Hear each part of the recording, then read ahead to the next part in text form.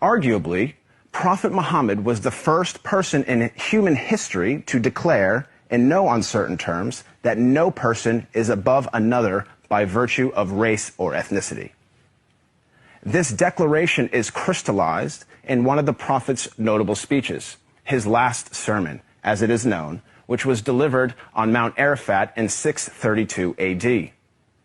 In that sermon, the Prophet unequivocally condemned racism when he said, "All mankind is descended from Adam and Eve.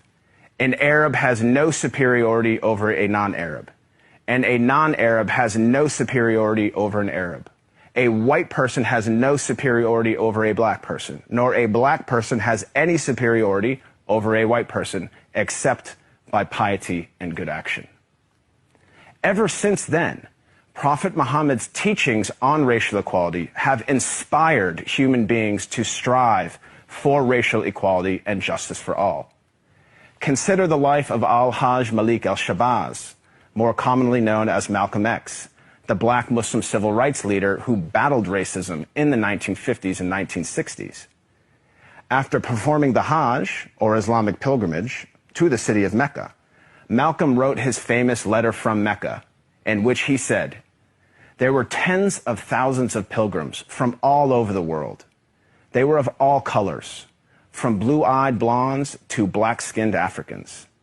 But we were all participating in the same ritual, displaying a spirit of unity and brotherhood that my experiences in America had led me to believe never could exist between the white and the non-white."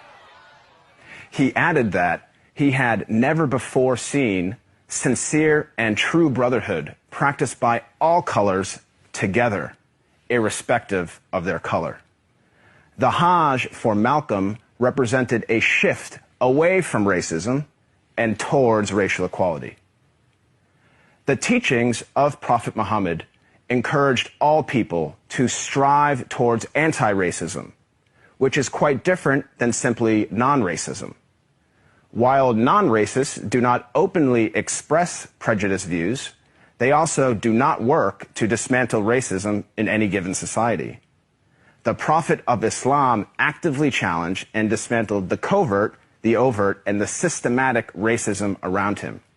He identified racism as a symptom and identified its root cause as arrogance in the human heart.